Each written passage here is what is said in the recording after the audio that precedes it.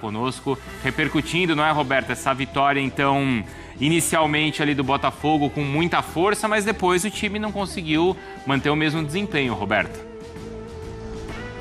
Verdade, Bruno. Bom dia para você, amigos do Sport Center, fãs de esporte. Aquele gol relâmpago aos 14 segundos deu a impressão mesmo que o placar seria mais elástico. Essa ficou a expectativa do torcedor botafoguense, que viu depois a LDU pressionar. Inclusive o David, quando conversou com a gente depois da partida, disse até que não esperava essa pressão da LDU. A gente mostrou aí também os melhores momentos. O John salvou ali aquele voleio, lembrando que ficava aquela questão, quem será o goleiro nessa partida, John ou Neto? E aí o David manteve o John depois daquela negociação que ele teve com o West Ham, que acabou não acontecendo. Só que ali no finalzinho ainda do primeiro tempo, teve até um momento que o John não saiu bem do gol e a sorte foi que o Vitinho, né, salvou duas vezes. A torcida, inclusive, comemorou como se fosse um gol. No segundo tempo, também muitos erros de passes, a LDU até com mais posse de bola. E no finalzinho, o Botafogo até teve uma chance ali com o Matheus Martins, com o Joaquim Correia, mas ficou nisso 1-0 e agora o Botafogo tem a vantagem do empate no jogo de volta, mas é na altitude de Quito, então o torcedor ficou ali um pouquinho preocupado, apenas 1-0, mas de fato acaba sendo uma vantagem, apesar do placar magro. O Botafogo, pelo Campeonato Brasileiro, encara o Palmeiras no domingo e aí fica essa questão. O David provavelmente vai poupar alguns jogadores, ele até disse que vai usar outros jogadores no domingo e dosar bem a carga, até porque na próxima semana tem Libertadores. Vocês falaram também aí sobre a zaga do Botafogo, o David Ricardo, que ontem saiu machucado, deve provavelmente ficar fora desse próximo duelo, aliás, praticamente certo que ele fica fora do jogo contra o Palmeiras e vai tentar voltar na próxima semana, mas o David Ricardo vai ainda passar por exames. Bruno, eu volto com você. Boa, Roberta, você já volta pra gente conversar. Oi, fala, Roberta. Só mais um detalhe, o Botafogo anunciou agora há pouco um novo reforço, importante a gente passar aqui também para o torcedor. Ele já estava aqui no Rio de Janeiro, o Cris Ramos, atacante de 28 anos, já tinha feito exames médicos, mas o anúncio oficial veio agora. Ele que assinou contrato de empréstimo até o fim de junho de 2026, estava no Cádiz da Espanha, então o espanhol chegando para tentar resolver também os problemas ali na frente, Bruno. Atualizado, Beta, obrigado, viu? Você já volta pra gente falar bastante sobre o Botafogo e sobre a equipe do David na que tinha sido encaminhado com gol no início, mas seguiu na mesma toada. E aí ele deu sabendo que a desvantagem de um gol não tirava ela do páreo, né? Talvez o erro do Universitário foi ter, depois do pênalti, se jogado que nem louco pra cima do Palmeiras. Já tomou o segundo contra-ataque e acabou. Acabou o jogo, Agora, assim, o Botafogo também está estreando o jogador, né? Aquela coisa toda, também está...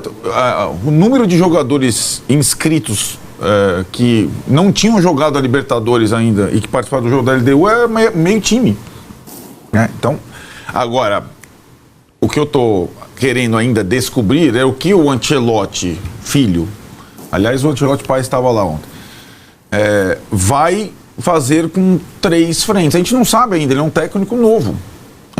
O Felipe Luiz decidiu na Copa do Brasil ir com um time misto. Ele agora talvez tenha que antecipar uma decisão de priorização por conta desse resultado, né? Ele não garantiu nada. Tudo bem, o jogo é quinta-feira em Quito. Eu acho que o intervalo de domingo para quinta ele é razoável. Mas o problema é lá, na altitude, durante o jogo. E o que ele vai fazer até lá, com essa parte, com esse confronto direto com o Palmeiras. Porque a gente falou, o Palmeiras só ganhou 1 ponto do Botafogo e do Cruzeiro. O Botafogo perdeu recentemente para o Cruzeiro em casa. Né? Então ele tem que recuperar, se ele quiser ainda sonhar com alguma coisa nesse Campeonato Brasileiro. Seria uma decisão para ele. A torcida do Botafogo tem o Palmeiras hoje como rival. A torcida, depois do jogo... Isso é guerra. Para domingo, mas eu não sei se o Ancelotti se deixa levar por essa situação, por essa questão toda, para tomar uma decisão de escalação. Quito é 2.800, então não é aquela altitude que você passa mal, 3.700, La Paz, Oruro, aquela coisa, mas... Falta perna. 2.800 tem um impacto, isso é inegável, quem joga lá com a LDU sabe disso. Outra coisa, a Copa do Brasil também tem dúvida porque é clássico. Não é uma decisão... E o Vasco conseguiu jogar em São Januário, era uma dúvida, né? Não é uma decisão tão simples. Eu vou pegar o Atlético Paranaense e vou tratar como terceira opção. Essa é o a minha Vasco. dúvida para um técnico que não tem nenhum vínculo desses que a gente fala, entendeu? E com uma administração demorou, por exemplo, que a gente não sabe o que vem nunca pela frente. Lembra do início do Abel? Vou jogar com o time reserva contra o São Paulo. Dane-se que é clássico, não foi isso? É misterioso, cara, seja no Botafogo, em qualquer time. Não tem um cara que fala, deixa eu te contar uma coisa. Aqui no Brasil, a coisa funciona desse jeito, assim. Não tem ninguém, não tem nenhuma pessoa no Botafogo, ou no São Paulo, ou no Palmeiras que fale um negócio desse pro cara. Não, acho que pode falar, mas às vezes o cara, eu vou fazer do meu jeito. É isso. Pra mim, não faz como fez o Abel, certo? Ele fez o jeito dele, deu certo no final das contas. E o mundo Botafogo é um mundo que todo mundo vai tentando entender a cada dia, que é aquele que começa o ano... Não, tem as Recopa aí, tá tudo bem, a Supercopa. Não ligo não. Estadual também não ligo. O nosso ano começa em abril. A gente nunca tinha escutado essa frase. Não. Então, é difícil se a gente não sabe nem o que a direção pensa, quanto mais o que o treinador estrangeiro pensa. Acabou de chegar. Isso pode até, o Vessone lembrou um negócio importante.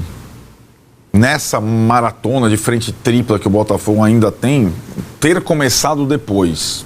ter se preparado depois pode dar até mesmo com o Mundial no meio, um fôlego para ir até 21 de dezembro, né? Vamos ver como é. Fôlego para ir com tudo nas duas? Não, para ter gás para aguentar até 21 de dezembro. Esse jogo contra o Palmeiras é domingo à noite, né? E a volta é quinta. Então, mas você entende? O Botafogo não teve o desgaste que o Palmeiras vai ter, vai pegar o avião, mesmo fretado, voltar. O Botafogo está na casa dele, vai continuar na casa dele domingo. Ele só vai viajar para Quito na segunda-feira. Ou na terça. E depois é Caxias, domingo. Aí acho que é outra coisa, né? Quinta, Caxias, domingo. Aí é ruim. A logística é péssima. Tô tentando encontrar aqui se o Ancelotinho falou algo sobre poupar ou não domingo, mas não achei, não. Eu vi um corte, mas tem tanta fake hoje em dia que é melhor não falar, porque eu não sei se é verdade. Agora, a LDU, desses times todos estrangeiros, talvez não seja dessa fase aqui. Eu achei aqui, mas não sei se é verdade. Mas lembrando, como o Arnaldo falou, a LDU ela vai decidir em casa porque ela termina em primeiro no grupo. No grupo do Flamengo. No grupo do Flamengo. Então, levando em consideração uma situação como essa, que você está pegando o adversário que foi primeiro do grupo do Flamengo. Tem alguma coisa ali. Não adianta a gente tratar isso como se fosse um adversário qualquer. Se o Botafogo não chegar na quinta-feira com perna, com foco, vai cair fora. Vai ser eliminado. Porque o LDU não tem tradição, tudo mais. O David Ancelotti falou a seguinte frase: dar oportunidade a outros jogadores domingo. Então, tá vendo? As palavras poupar. É isso. Anunciou hoje um centroavante espanhol, que não é conhecido, que é o Cris Ramos, tem 1,90 m. O Botafogo segue contratando, é o clube que mais contrata, mais que o Palmeiras, mais que o Flamengo. E sem quem sabe, dá uma oportunidade aí. O cara tiver inscrito. Poupar e não ganhar esse jogo é tchau, né? Campeonato. Acho que se o Flamengo ganhar também, tchau. Acho que é aí. Ainda mais essa pegada que o Festa tá falando, que os times estão fazendo mais pontos. Se o Flamengo ganhar, aí vai ter que ser uma ramelada tipo Botafogo para ele passar o líder. Porque o Flamengo vai a 4-3. O Flamengo vai a 4-3, pararia em 29 com um jogo a menos, mas mesmo assim, né? Favorável pro Flamengo, né? Mesmo sendo em Porto Alegre, porque o Inter vai ter que poupar todo mundo, o Flamengo. Não, exatamente. É louco, né? Porque com essa calendário, né? Libertadores no meio do caminho, os times que estão lá na frente vão... Só o Palmeiras está numa boa, né? Claro, mas essa é a vantagem de ter enfiado 4 na partida da ida, né? Os outros têm e que como confirmar. Lembrou o Arnaldo ontem, esses times não curtiram a Copa do Brasil eliminação ainda. Nem começou. Só vão ter o respiro quando for disputado lá na frente a Copa do Brasil. Por enquanto eles estão no calendário normal. Quarta, domingo. Nem começou esse respiro deles ainda. A maneira que o jogo começou dava a impressão que o Botafogo seria forte o tempo inteiro, mas o Botafogo não foi o que mostrou no começo do jogo, no instante do gol do Arthur e um pouco mais pra frente. Era normal que o jogo não fosse fácil, né? Eu acho que a gente tem que ter isso em mente. Não é porque o Botafogo tem um belo time, é o atual campeão brasileiro e da Libertadores, e contratou vários bons jogadores, né? Agora, o Arthur Cabral, o Joaquim Correia, o próprio Danilo, que foi titular, o Montoro e outros. Não é por isso que o Botafogo encontraria facilidade, porque a gente tem que olhar quem está do outro lado. E vamos lembrar que o jogo da semana que vem é em Quito, porque quem fez a fase de grupos forte foi a LDU, não foi o Botafogo. E fez o grupo do Flamengo, né? A LDU foi a campeã do grupo do Flamengo. Então, assim, o Botafogo não estava enfrentando um time fraco. Claro que a LDU é muito mais forte no Casablanca do que jogando no Rio de Janeiro. E é claro que o Botafogo tinha recursos técnicos para tentar uma vantagem mais larga e não conseguiu. Mas é um confronto equilibrado, é um confronto difícil. O Botafogo venceu, era importante vencer, né? O Atlético Nacional não venceu o São Paulo. O Botafogo venceu a LDU. O Flamengo tem esse jogo difícil contra o Internacional. Então, assim, os confrontos estão abertos, de lado a lado, vantagens mínimas de lado a lado, né? E o Botafogo vai ter que encarar a montanha da altitude, né? Literalmente a altura da altitude. Não vai ser fácil, mas o Botafogo tem a vantagem. Eu acho que dentro de um confronto difícil como esse, o primeiro passo era ter a vantagem. A vantagem veio, não foi uma vantagem larga, mas o Botafogo vai ter que defendê-la assim com unhas e dentes na semana que vem, porque vai ser um jogo bem difícil mesmo. E o Botafogo anunciou reforço para o restante da temporada e eles anunciaram pelas redes sociais, tá aí, ó. O novo camisa 9, Cris Ramos, assinou com o Botafogo por empréstimo com opção de compra até o fim de junho de 2026. Atacante de 28 anos. Jogava no Cádiz da Espanha. O Botafogo ontem acho que também foi um pouco isso, né? Conseguiu uma vantagem mínima, mas pelo menos vai para a altitude com uma vantagem perto do que foi o segundo tempo. Poderia ser pior pelo que parecia o início do jogo, né? Assim, o Botafogo é um outro caso muito à parte que a gente tem que analisar para essas oitavas de final. Primeiro porque, começar falando da LDU. A LDU trocou de treinador recentemente, inclusive o Thiago Nunes, brasileiro, que passou pelo próprio Botafogo no início do ano passado, assumiu a equipe. Então, assim, eu não sei se a LDU vai repetir o nível de jogo que teve na primeira fase como mandante. Se ela repetir, é uma grande notícia para o Botafogo. Mesmo a LDU enfiando um 3-0 lá no Central Córdoba, 2-0 no Deportivo Táchira, foram jogos em que a LDU não se aproximou daquilo que a gente já viu de melhor da LDU dentro de casa. Que é um time que sempre lidou muito bem, aliás, fez o adversário sofrer muito com a altitude, marcava no campo de ataque, acelerava as jogadas, imprimia um ritmo que cansava os oponentes muito rapidamente, chutava de tudo quanto é lugar para testar o goleiro adversário, fazia gols de longe, cruzamento, passava do meio campo, cruzava na área com a área preenchida.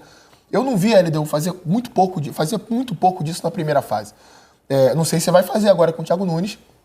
Eu vi um time um pouco melhor ontem contra o Botafogo, mas também é verdade que o Botafogo deixou de fazer a parte dele na partida. A gente olha assim, caramba, menos de 15 segundos, 1-0 Botafogo, no Newton Santos, estádio lotado, Botafogo é melhor que a LDU.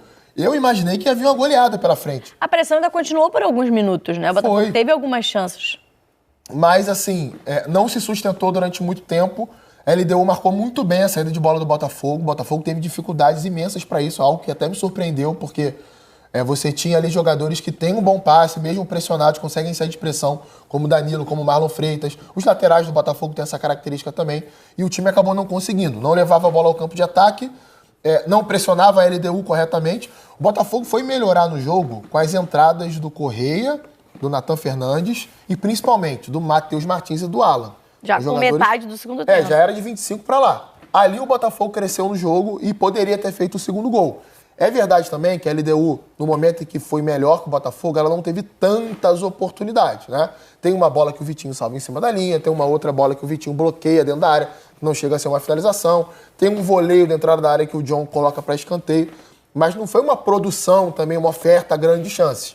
Mas é uma atuação, para mim, que foi decepcionante. O Botafogo poderia ter viajado, ou ainda vai viajar, né? Poderia ter ido ao Equador com um pouco mais de tranquilidade. É uma vantagem muito fácil de você perder a nível do mar. A quase 3 mil metros de altitude é mais complicado ainda, principalmente se a LDU tiver um nível de jogo melhor do que teve na primeira fase. E é isso, os resultados dos brasileiros, né, dessa primeira, jogos de ida dessa fase de oitavas de final da Libertadores foram esses. Semana que vem os jogos de volta e a definição das quartas de final dos times que avançam já com o chaveamento definido para a próxima fase da competição. Aí vira a chavinha, vem aí 20ª rodada do Campeonato Brasileiro, começa nesse final de semana o segundo turno já do Brasileirão. Para você que pode ter esquecido, tá? Não lembra direito, é uma semana muito tensa de Libertadores, a classificação do Campeonato Brasileiro. Vamos mostrar a rodada primeiro, então? Os jogos dessa rodada. A classificação, então, que eu pedi primeiro. Classificação do Campeonato Brasileiro tá assim nesse momento. Lembrando dos asteriscos dos times com jogos a menos, por exemplo, é o caso do Palmeiras.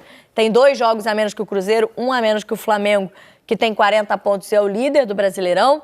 O Bahia tá ali um pouquinho mais distante, mas entre os 4 primeiros. O Botafogo tentando entrar nesse grupo aí de disputa por título, é o 5º colocado com 29 pontos, junto com o Mirassol, que vem de uma derrota para o Flamengo, mas de uma campanha impressionante nesse Brasileirão com 28 pontos. Ainda nessa primeira página, o São Paulo, Bragantino, Fluminense e o Atlético Mineiro.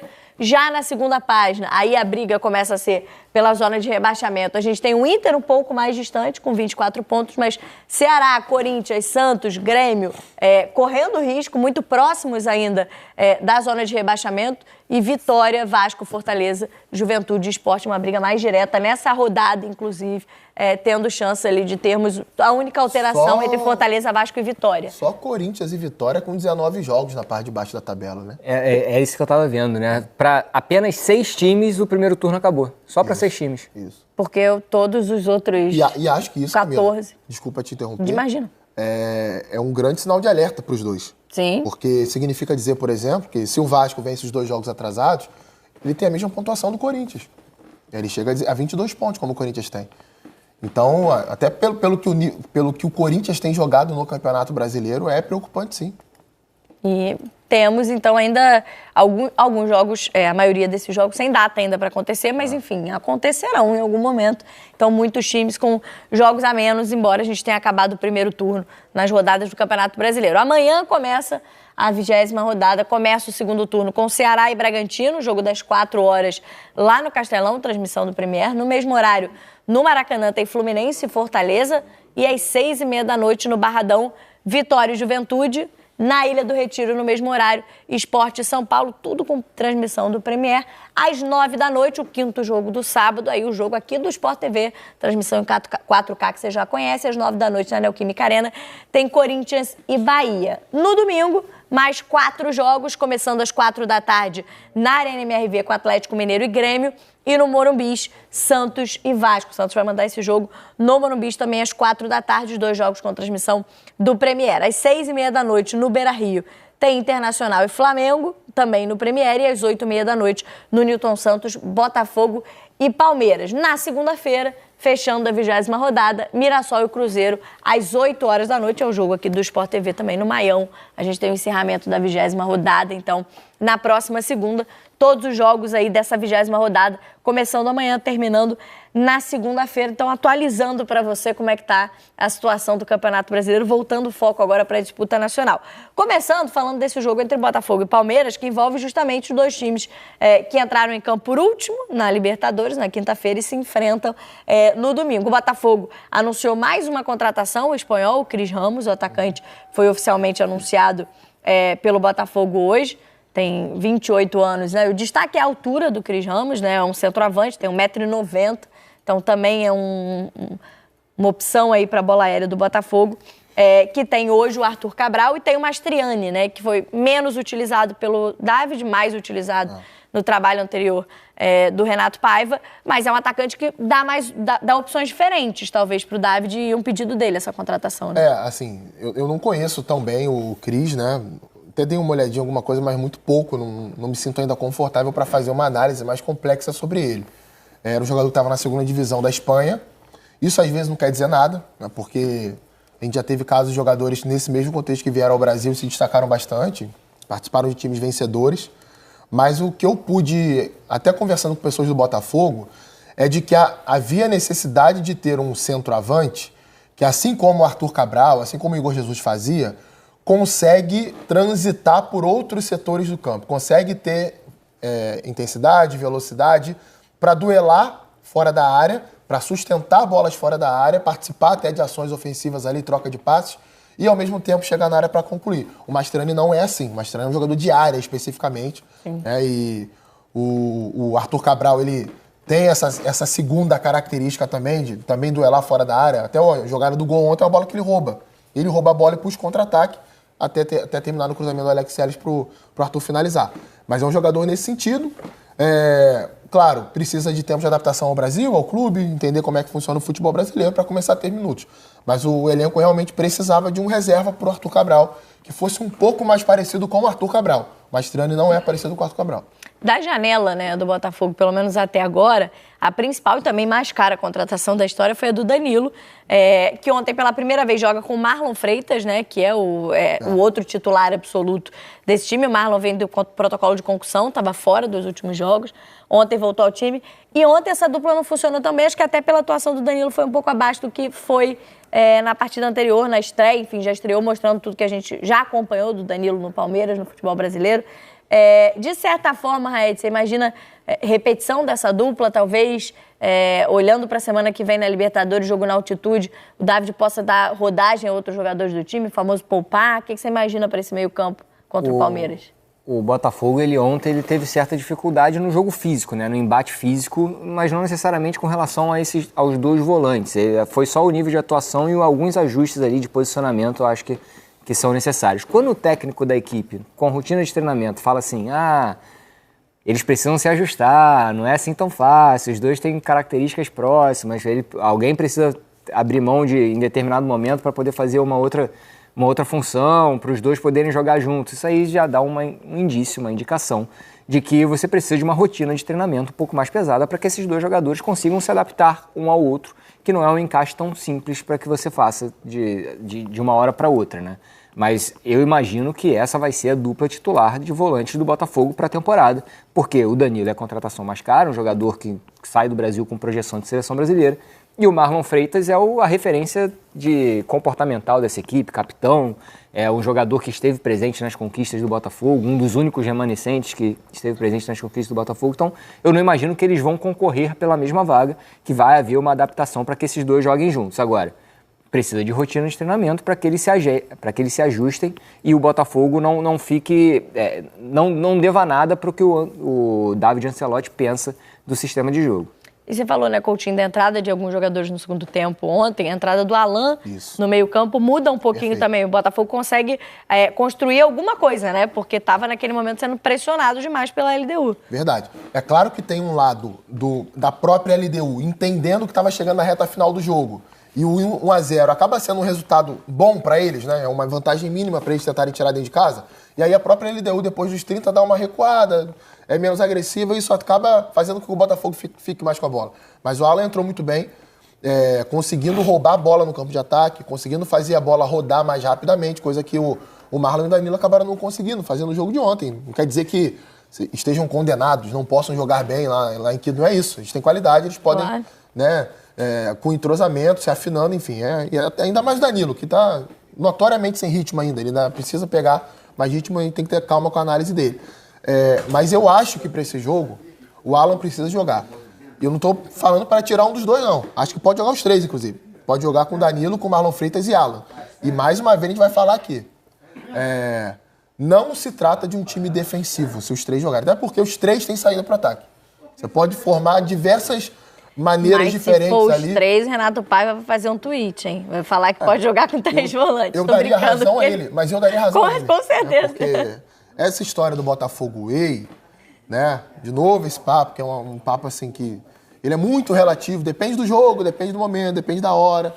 Depende do resultado, né? Porque se vence... A necessidade. E você falar que um jogador é defensivo por ser volante e o outro é mais ofensivo por ser meio atacante...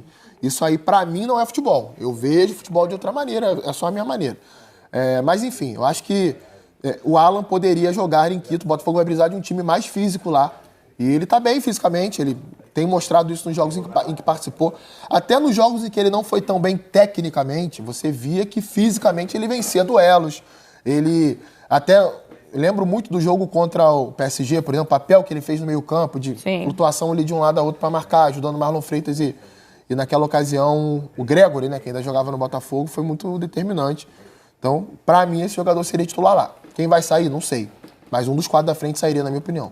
E aí tem essa questão também de Campeonato Brasileiro, se teremos jogadores poupados, né? No caso do Palmeiras, a situação é mais fácil de decidir. O Palmeiras venceu por 4-0, como a gente disse, está classificado à próxima fase. No caso do Botafogo, é um jogo na altitude, com uma vantagem mínima. Pode empatar, mas qualquer resultado de vitória por um gol de diferença da LDU é pênalti. 2 gols de diferença, o Botafogo está fora. Então, é uma situação muito mais difícil, então talvez a gente tenha rodagem de elenco, jogadores poupados para essa partida.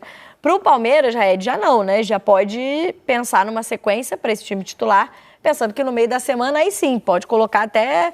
quiser mandar só garoto para o jogo no Allianz Parque, tem chance do Abel dar uma olhada nesse elenco.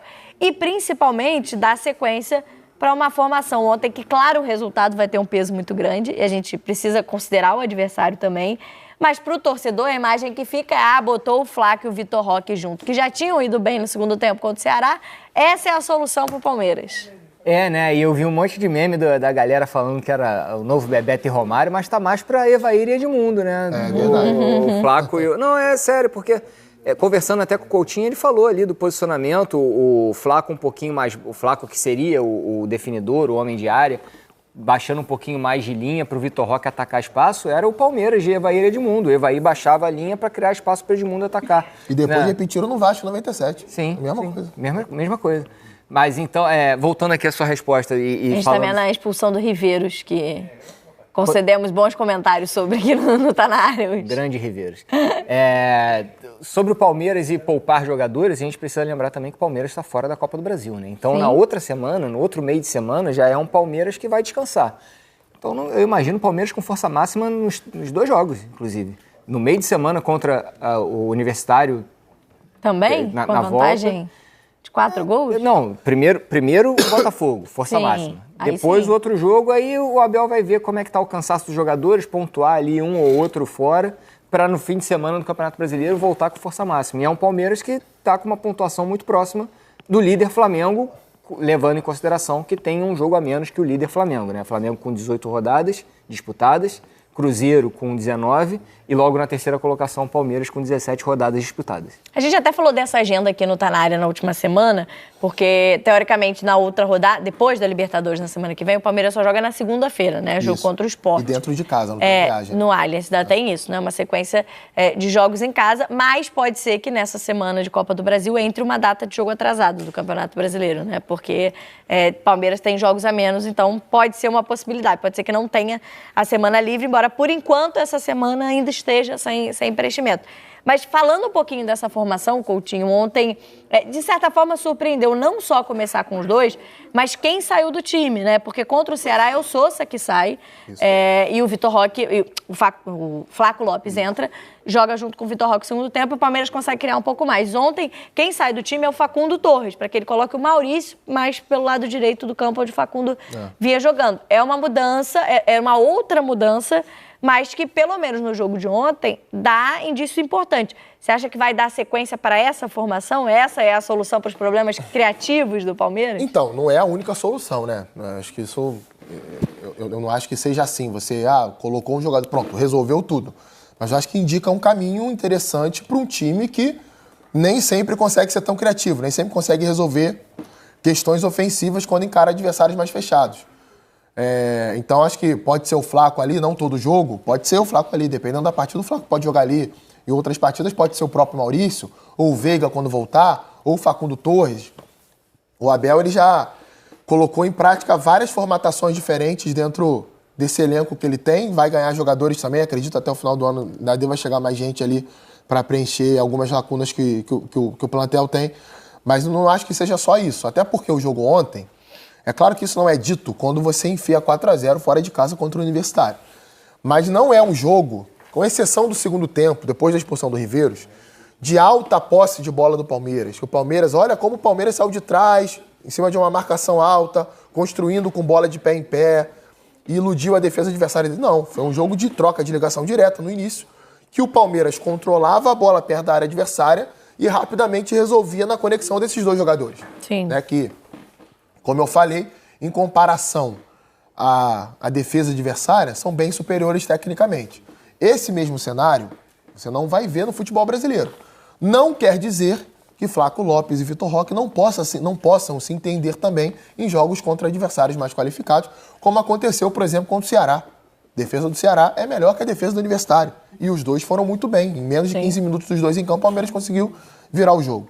Então, é bom ter calma, mas entender que é um caminho interessante. Se eu tenho um time que não está pronto, que está em processo de reformulação, transformação, perdeu jogadores importantes, sai o Estevão, sai o Richard Rios, Paulinho não pode jogar, por que não dar continuidade a dois jogadores que juntos na equipe conseguem fazer esse time produzir um pouquinho mais, mesmo com essas ressalvas que eu falei em relação à defesa do Universitário? Diga. Tem outro detalhe, né? Porque quando você pensa na base do Palmeiras, que sempre coloca jogadores no time profissional, você tem alguns jogadores da base que atuam na mesma função do Flaco.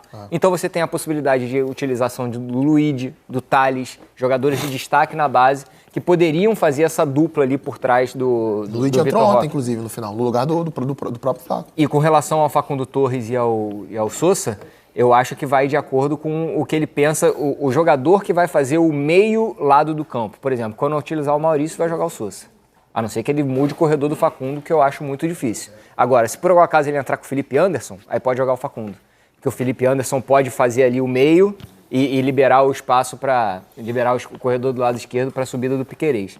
Então, já dá para ver mais ou menos um caminho do Abel tentando usar força física em uma dupla de área que vai preencher ali por dentro, no próximo do gol adversário, na linha central.